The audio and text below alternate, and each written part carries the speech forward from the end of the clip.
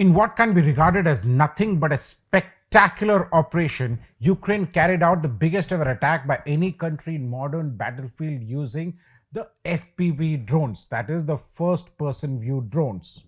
In the operation codenamed Spider's Web, Ukraine used 117 drones involving a corresponding number of drone operators to target Russia's strategic bomber fleet. Ukrainian President Zelensky said, "Our people operated across several Russian regions in 3 different time zones. The preparation took over a year and a half. Planning, organization, every detail was perfectly executed.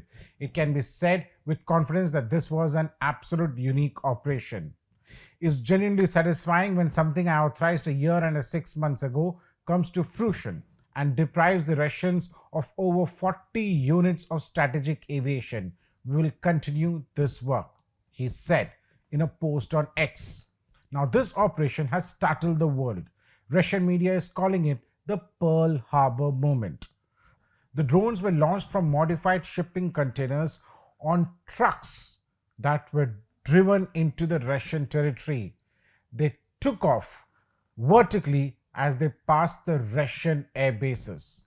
They hit 2 air bases in Olonoya, which is in Mursmark, and Irkutsk in Siberia, over 6,000 kilometers apart and in 3 different time zones. The fact is that the age of drone warfare is here. Both Russia and Ukraine are using thousands of cheap FPV drones and their descendants, the wire-guided FPV drones, which cannot be jammed. Now, what does this attack really mean? This attack is an indication of the democratization of the military power. FPV drones, once a hobbyist tech, now outperform multi-million-dollar systems. The cost to damage ratio has flipped. For example, $500 drones are neutralizing 100 million plus aircraft. Is a logistical and strategic nightmare for conventional forces. It also indicates the obsolescence of Cold War era systems. Bulky systems like tanks, frigates, and strategic bombers are now vulnerable and potentially obsolete unless they are protected by dense, layered defense systems, which are themselves expensive and not always mobile. And when I say that they are obsolete, I don't mean that they're going out of action or India or any other country will not spend on these systems. What I meant was that now they're more vulnerable, and that too by cheap drones which cost a fraction of their cost. The attack also indicates the limitations of electronic warfare.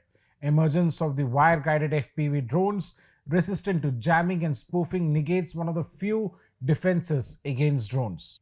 These drones follow literal wires, fiber optic or otherwise, tethered back to the controller, sidestepping the traditional RF-based electronic warfare. Now, what's next? Well, what is expected is rapid innovation in counter-drone tech, laser systems, AI-based detection, hardened infrastructure. There would also be doctrinal revisions by NATO and other militaries that will have to rethink their dependency on vulnerable centralized assets. This will also lead to a global proliferation of low-cost drone warfare that would spread to other conflict zones. This is perhaps the Kalashnikov movement of drone warfare. This marks a remarkable technical feat, but will also become a case study in the 21st century warfare. For The Print, this is Snehesh Alex Philip. Do subscribe to our Print's YouTube channel for more such videos.